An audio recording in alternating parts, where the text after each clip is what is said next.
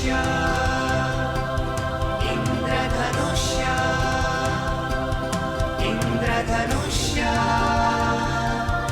इंद्रधनुष्य। रसिक श्रोते हो, नमस्कार. इंद्रधनुष्य या कार्यक्रमात मी रेडिओ सखी संपदा जोशी आपलं मनःपूर्वक स्वागत करते. श्रोते हो, नुकतीच NCCच्या विद्यार्थ्यांसाठी सागरी नौका भ्रमण मोहीम आयोजित करण्यात आली होती. तर या मोहिमेसंबंधीच माहिती घेण्यासाठी आज आम्ही स्टुडिओमध्ये निमंत्रित केले कमांडर के राजेश कुमार यांना, commanding officer of number 2 Maharashtra naval unit NCC Ratnagiri. Sir, studio में आपका बहुत बहुत स्वागत है. धन्यवाद. शुरुआत में हम ये जानना चाहेंगे कि महाराष्ट्र 2 नेवल NCC यूनिट की तरफ से हाल ही में कोकण सारथी सागरी नौका भ्रमण मुहिम का आयोजन किया था. इसके पीछे क्या प्रेरणा थी? सबसे पहले मैं आकाशवाणी के श्रोताओं को नमस्कार करना चाहूँगा. महाराष्ट्र निर्देशालय के तहत 5 नौसेना के NCC इकाइयाँ हैं, जिसमें 2 Maharashtra naval unit NCC Ratnagiri में स्थित है. हमारी नेवल यूनिट समुद्र के पास होने के कारण नौका भ्रमण जो एक वार्षिक गतिविधि है वह हम महाराष्ट्र निर्देशालय के लिए करते आ रहे हैं. इसका उद्देश्य NCC के पुरुष व महिला छात्राओं को समुद्र में नौका बिना किसी यंत्र के यानी सिर्फ हवा व चप्पू का प्रयोग करके अभियान करने का प्रशिक्षण देना है. ये नेवल प्रशिक्षण का एक बहुत ही महत्वपूर्ण गतिविधि है. सर, ये मुहिम कब से शुरू हुई है? कितने सालों से इसका आयोजन किया जा रहा है? NCC हमारे संसद जितना ही पुराना है. इस साल हम 75वां NCC दिवस मना रहे हैं.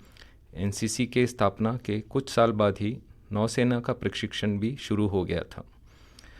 नौका अभियान विभिन्न रूपों में किया आ रहा था, मगर एक नेशनल लेवल कंपटीशन के रूप में 15 से 20 साल हो गए होंगे. देश के 17 निर्देशालय most enterprising naval unit NCC पुरस्कार के लिए मुकाबला करते हैं, जो हर साल 28 जनवरी को दिल्ली में आयोजित किए जाने वाले प्रधानमंत्री की रैली में की जाती हैं, जो पिछले साल रत्नागिरी स्थित 2 महाराष्ट्र नेवल यूनिट NCC ने जीती भी थी.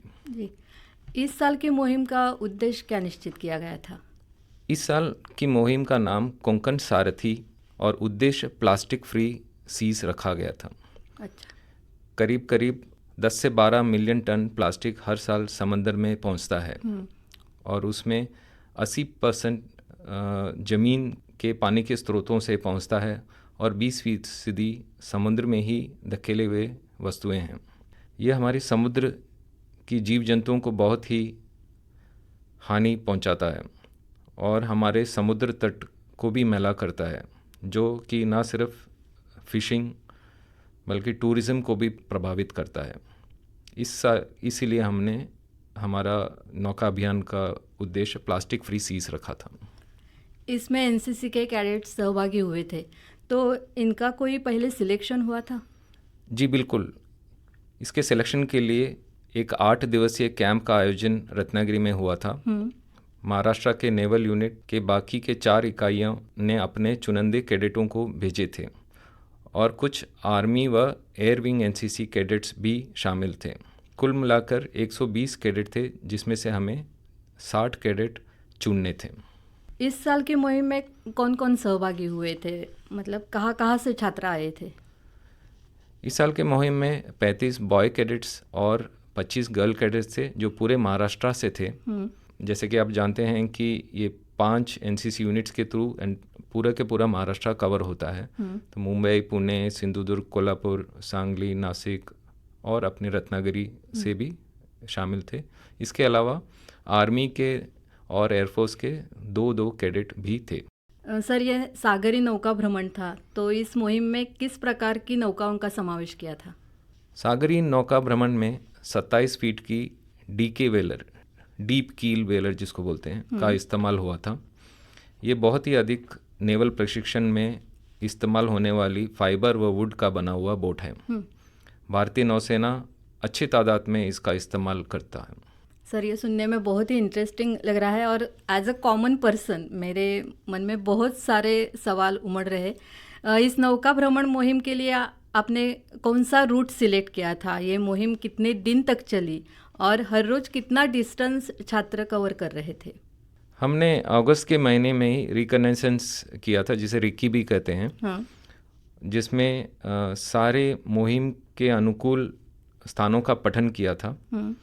और हमने रत्नागिरी से डाबोल और वापस का रूट का निश्चय किया था, जिसमें छोटे बड़े बंदरगाह व फिशिंग हार्बर थे, जैसे वरावडे, जयगढ़, बोरिया, डापोवे, अंजनवेल, तौसाल, वेल्डूर और कालबा देवी भी थे।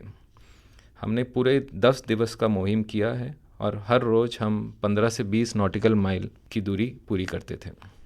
ये मुहिम 15 नवंबर से 24 नवंबर तक थी, तो इसके लिए यही कालावधि चुनने की कोई खास वजह थी? क्योंकि ये प्रशिक्षण का भी भाग है, हमें मौसम का विशेष ख्याल रखना पड़ता है। जी। और नवंबर में मौसम ज़्यादातर साफ रहता है, मगर सेलिंग के लिए अनुकूल कालावस्था भी होती है। इसीलिए हमने नवंबर चुना था।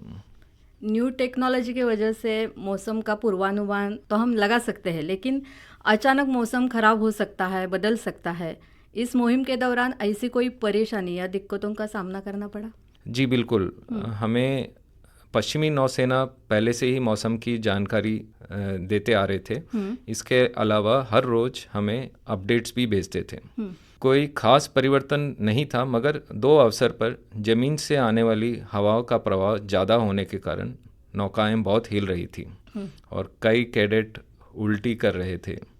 सी सिकनेस और उसको ओवरकम करना भी नौसेना के प्रशिक्षण का भाग है। लेकिन ऐसी कोई आपत्ति आती है तो उसकी सेफ्टी के लिए आपने कोई प्रबंध किया था? जी, क्योंकि ये प्रशिक्षण कैंप भी है, तो हम ये जो 3 फाइबर के बोट्स हैं, उसके अलावा एक सेफ्टी बोट और 2 रेस्क्यू बोट भी इस मुहिम के साथ में रहता है। हाँ सर, इसमें एनसीसी कैडेट का समावेश था, तो उनको ट्रेनिंग भी मिला होगा पहले। तो मैं समझती हूँ कि ये बहुत भाग्यशाली है कि उन्होंने आप जैसे ऑफिसर से और आपके स्टाफ से ट्रेनिंग लिया है, कि आप तो रेगुलर इंडियन नेवी से है और आपका स्टाफ भी, तो आपका नेवी का जो एक्सपीरियंस है वो यहाँ बहुत काम आया होगा, तो उसके बारे में हम ज़रूर सुनना चाहेंगे। जैसे कि हर नेवल एनसीसी यूनिट में रेगुलर भारतीय नौसेना के अफसर और जवान होते हैं, और उनका जो नौसेना का प्रशिक्षण और एक्सपीरियंस बहुत ही महत्वपूर्ण होता है नेवल एनसीसी कैडेट्स का ट्रेनिंग के लिए। सर, इस मुहिम के दौरान ये एनसीसी कैडेट्स है वो रात को किसी गांव में रुक जाते होंगे, तब गांव वालों का रिस्पांस कैसा था? बहुत ही बेहतरीन था। ज़्यादातर हम किसी विद्यालय में ही रहते थे।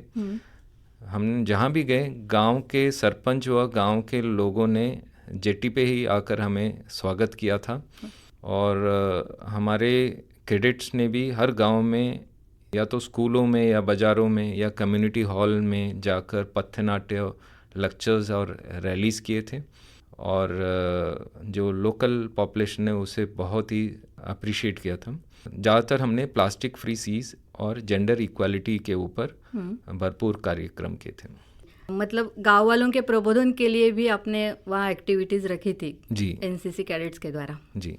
सर, इस मुहिम के वजह से छात्रों को किस प्रकार का लाभ हुआ, इसके बारे में आप क्या बताएंगे? जैसे उनका व्यक्तित्व में ही बदलाव आ गया है जी। ये मुहिम एक टीम इवेंट है।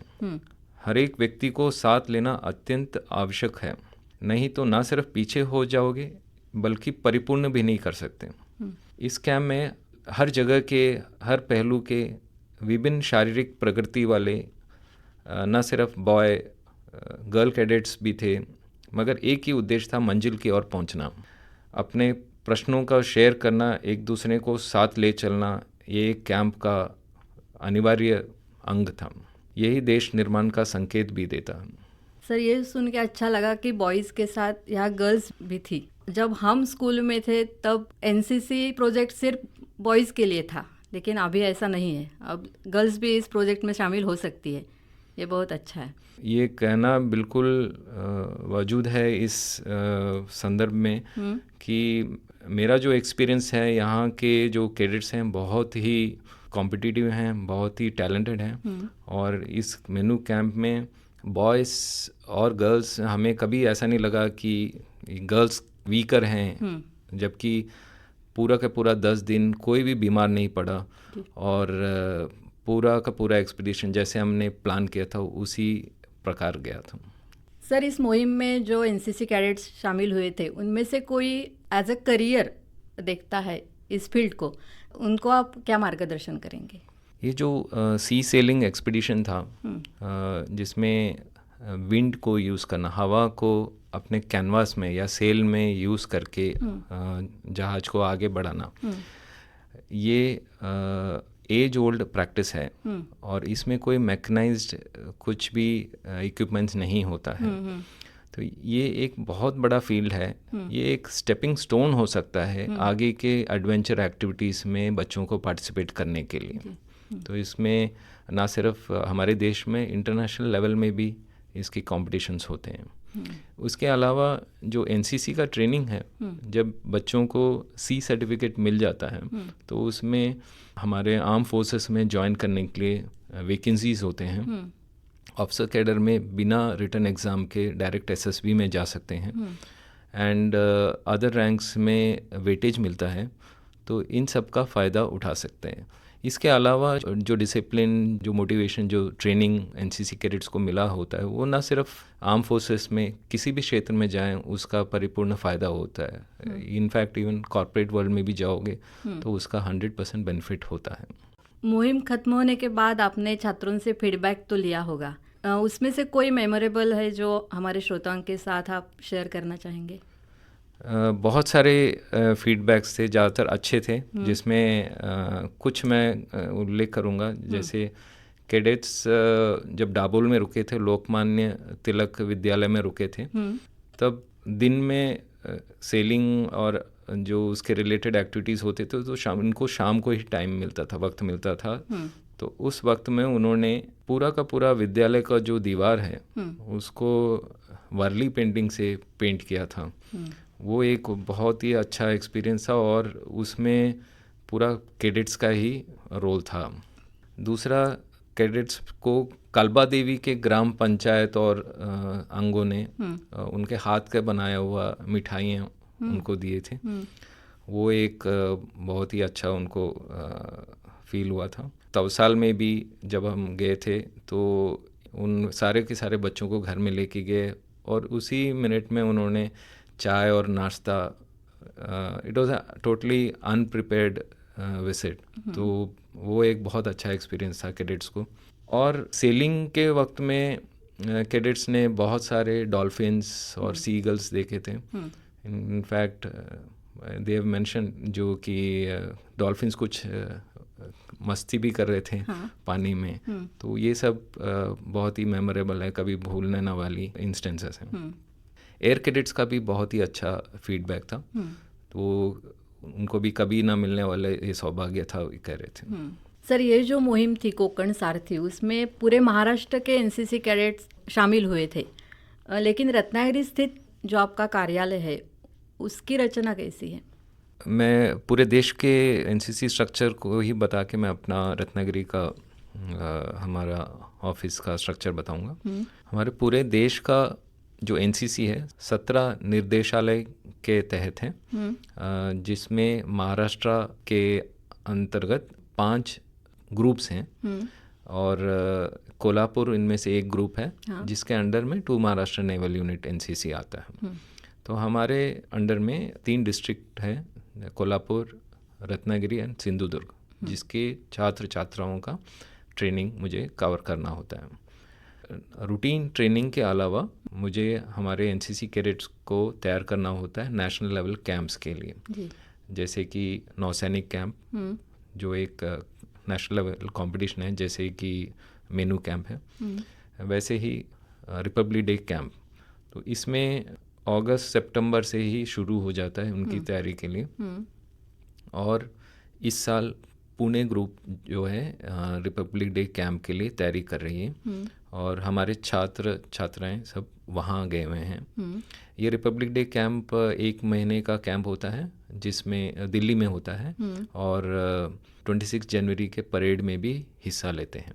ये रिपब्लिक डे कैंप, जैसे कि मैंने पहले बोला था, प्राइम मिनिस्टर रैली जो हर साल 28 जनवरी को दिल्ली में होता है, उसके साथ में उसका समापन होता है। इसमें शामिल होने के लिए एनसीसी कैडेट्स का कोई सिलेक्शन होता है, वो कैसे होती है प्रोसीजर? इसमें हम जो कैडेट्स को ट्रेनिंग देते वक्त हम उनको नोटिस करते हैं और जो जिसमें दिल्ली तक जाने की काबिलियत देखते हैं हम उनको सेलेक्ट करके उनको प्रशिक्षित करते हैं और वो फिर महाराष्ट्र के टीम में सेलेक्ट होना होता है। उसके बाद में करीब 100 के करीब कैडेट्स जो हैं वो दिल्ली में जाते हैं। तो पूरे साल में उपक्रम आयोजित किया जाता है? जी, जैसे कि बहुत सारे कैंप होते हैं एनसीसी में पूरे साल में, जैसे वायु सैनिक, थल सैनिक, नौसैनिक, रिपब्लिक डे कैंप, ये सेलिंग एक्सपीडिशन, तो ये पूरा साल इन्हीं कैंपों से कवर्ड रहता है। तो अभी जो है मेनू कैंप ख़त्म हो गया है, तो अगला अभी रिपब्लिक डे कैंप है, अगला कार्यक्रम जो आ रहा है। सर, और भी कैंप होते हैं, उसके बारे में ज़रा विस्तृत बताइए। जी, जब एक छात्र एनसीसी में ज्वाइन करता है तो उसमें 3 सर्टिफिकेट्स होते हैं, ए, बी और सी। ए सर्टिफिकेट जो होता है वो स्कूल के विद्यार्थियों के लिए होता है और 8th या 9th के छात्र छात्राएं होते हैं उसमें।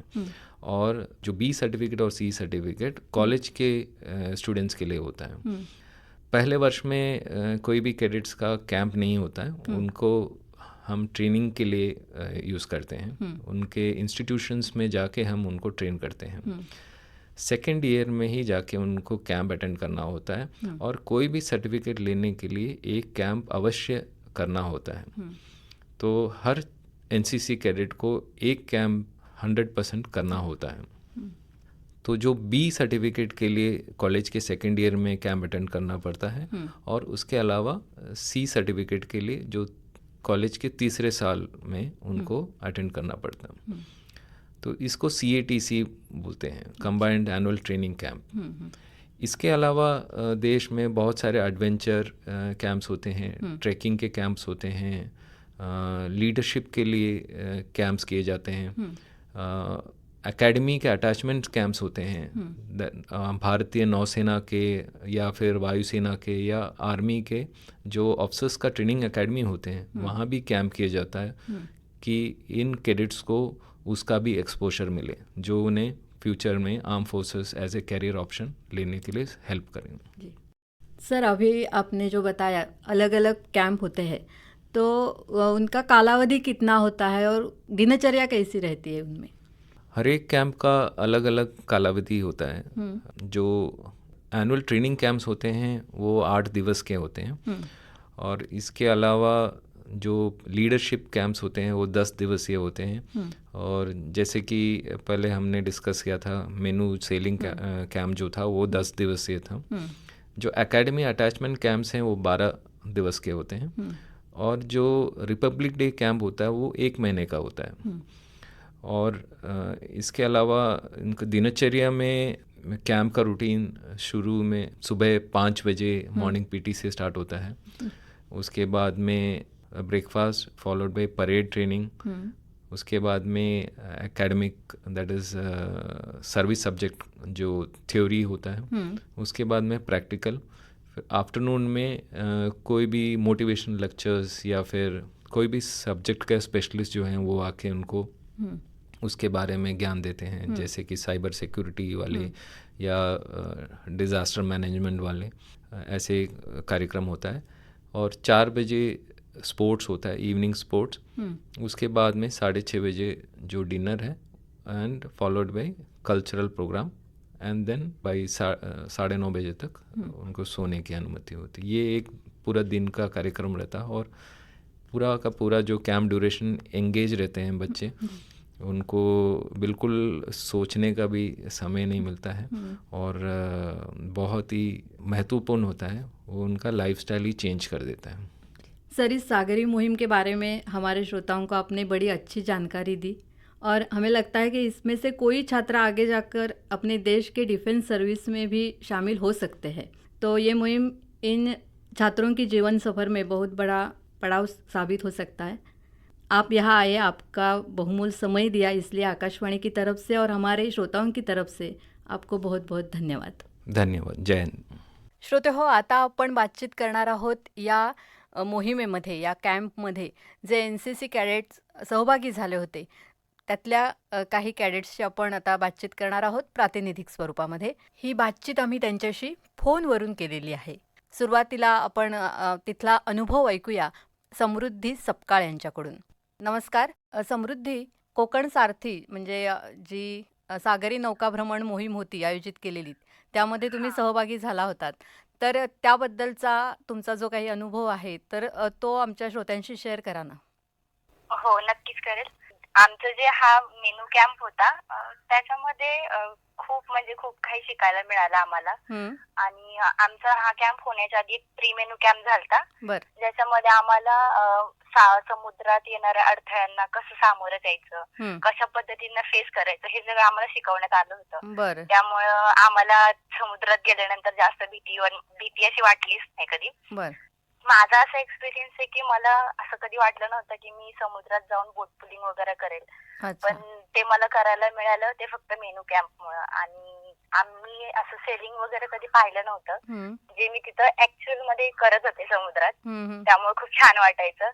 आणि असं होतं की आमचे जे सिनियर होते सगळे होते ते आम्हाला खूप सपोर्ट करायचे प्रत्येक गोष्टीमध्ये. म्हणजे असं आमचे राहणं असं खाण्याबाबत असं सगळ्या गोष्टीमध्ये ते आम्हाला खूप छान सपोर्ट वगैरे करायचे. त्यामुळं असं छान वाटायचं की आम्ही घरापासून खूप लांब नाही येऊ, कारण आम्ही पुण्यातनं रत्नागिरीला गेलतो. त्यामुळं एक वेगळं असतं की खूप लांब गेलो. आणि मेनू कॅम्प आमचा जो पूर्ण प्रवास होता त्याच्यामध्ये आम्ही ठिकठिकाणी थांबून म्हणजे नाही का लोकांना जनजागृती करायचो की वेगवेगळ्या गावातून तुम्ही फिरलात. हा, वेगवेगळ्या गावात आम्ही गेलो. आम्ही ज्या ज्या ठिकाणी थांबलो त्या त्या ठिकाणी आम्ही प्लास्टिक फ्री ओशन, स्त्री बद्दल किंवा मग एकता, युनिटी सगळ्या गोष्टींबद्दल जनजागृती केली. आणि ते सुद्धा खूप छान वाटायचं की लोक येतात, आपण त्यांना काहीतरी सांगतो, एक चांगला संदेश देतो. हे फक्त एक NCC कॅडेट मुळेच करायला मिळतं. आम्ही दाभोळमध्ये थांबलेलो त्या टायमिंगला सुद्धा त्या ठिकाणचे जे शिक्षण अधिकारी होते त्यांनी आम्हाला शाळा राहायला दिली होती. तर त्यांचे आभार म्हणून आम्ही स्वतःच्या मनाने त्या ठिकाणी स्वच्छता वगैरे केली. परत त्या ठिकाणी त्यांच्या भिंतींवरती वारली पेंटिंग वगैरे काढली. आणि त्या तिकडचे जे स्टुडंट वगैरे ते छोटे छोटे मुलं ते सुद्धा खूप खुश झाले. त्यामुळे आम्हाला सुद्धा त्या गोष्टीचा खूप आनंद झाला. आणि एक समुद्रात गेल्यानंतर एक असतं की डॉल्फिन बघायचं बाबा असं काहीतरी असतं. तर आम्ही सुद्धा खूप सारे डॉल्फिन्स वगैरे पाहिले त्या ठिकाणी. आम्ही वेगवेगळे मासे पाहिले. त्यामुळे आम्हाला खूप छान वाटत होतं की आम्ही मेनू कॅम्पचा एक भाग आहोत. आणि आम्ही एकदा एक असा एक्सपिरियन्स सुद्धा घेतला की ऍक्च्युअल बोट हलतीये आणि आम्ही जेवतोय. अरे बापरे. बोट हालत होती आणि आम्ही जेवत होतो. इकडचं थोडं तिकडं, इकडचं थोडं तिकडं असं होत होतं. पण एक मजा होत होती की आम्ही काहीतरी वेगळं एक्सपिरियन्स करतोय. त्यामुळं मेनू कॅम्प हा खूप छान आणि शिकत काहीतरी आपल्याला एन्जॉय पण करायला मिळत होतं आणि खूप शिकायला पण मिळत होतं. ऍक्च्युअल समुद्रात ज्यावेळेस आम्ही बोट पुलिंग करत होतो त्या टायमिंगला लाटा येणं, त्या लाटा जास्त कमी होणं, वारा जास्त कमी होणं, या सगळ्याला सांभाळून पुढे जात होतो. त्यामुळं काहीतरी शिकायला खूप वेगळं मिळत होतं. त्यामुळं मेनू कॅम्प आमचा एकदम बेस्ट कॅम्प झाला. एक वेगळा अनुभव तुम्हाला मिळाला. हा, आणि मेन म्हणजे आम्ही कधी समुद्रात असं फिरण्यासाठी गेलोच नाही ना. तर गावाकडचं असल्यामुळे जास्त काही समुद्राचा एवढा हे होत नाही. पण त्या ठिकाणी तो एक्सपिरियन्स करायला मिळाला.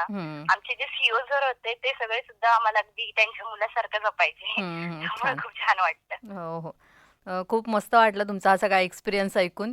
आणि तो आमच्या श्रोत्यांशी तुम्ही शेअर केला त्याबद्दल खूप खूप धन्यवाद. समृद्धी सपकाळ यांनी आपला हा अनुभव शेअर केला आणि आता याच सागरी मोहिमेतील आपल्या अनुभवाबद्दल आपल्याशी बातचीत करतायत श्रेयस सावंत. सगळ्यांना, मी श्रेयस सकाराम सावंत, NCC रत्नागिरीचा कॅडेट. कॅम्प मध्ये भरपूर चांगले एक्सपिरियन्स आले आणि खूप मला शिकायला मिळाले. तर त्यातल्या काही गोष्टी तुम्हाला मी तुमच्यासोबत शेअर करतो.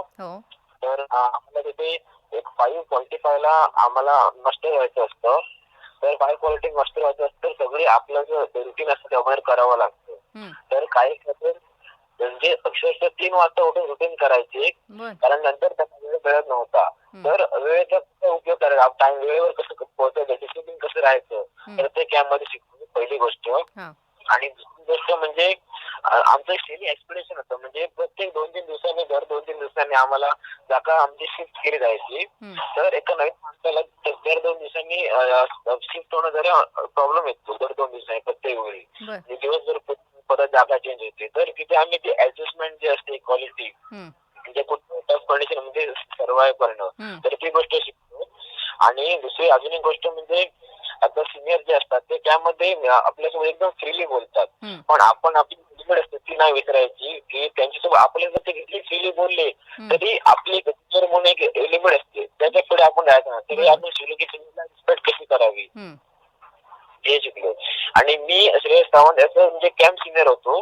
तर 8 मुलांना मला हँडल करण्याची जबाबदारी होती. तर एवढ्या मुलांना हँडल कसं करायचं, सकाळी त्यांना मस्टरमध्ये डिसिप्लिन कसं ठेवायचं, म्हणजे सिरियस कुठे तिथे सिरियस कसं राहायचं, पूल तिथे म्हणजे जिथे फ्री तिथे फ्री कसं राहायचं हे शिकलो.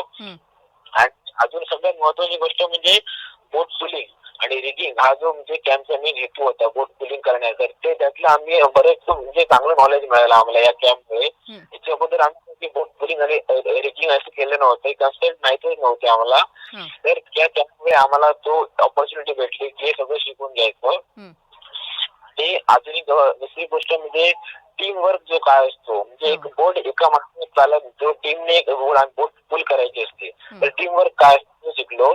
म्हणजे टीम वर्क म्हणजे फक्त टीमला सोबत घेऊन जिंकणं हे टीम वर्क नाही, तर टीमच्या मेंबर्सना त्यांच्या वाईट आणि चांगल्या ह्याच्यात वेळात एकमेकांना सपोर्ट करणं, त्याला एक टीम वर्क म्हटलं जातं. तर त्यात टीम वर्कचा पण एक देखील सांगतो की सोबत एकत्र जर आमचा बोट मधला कॅडेट जो असेल तो जर बोट पुलिंग जर जमला असेल तर त्याचं आम्ही नाव घेऊन असं आमच्याला चीअर करायचो. मग तो लगेच परत फुल चार्ज व्हायचा, लगेच परत बोट पुलिंग करायचा. एकत्र जर बोट जमला असेल तर त्याला आम्ही चीअर करायचो की नाही जमणार, आज थोडाच राहिला, असं चीअर करायचो. कोणी हर्ट झाला असेल, हात वगैरे शाले पडले असेल तर त्याला बँडेज करणं, असं म्हणजे. आणि प्रत्येक पुढे राज्यातून आले होते कॅडेट सगळे, तर त्यांची मैत्री केली, भरपूर मैत्री झाली.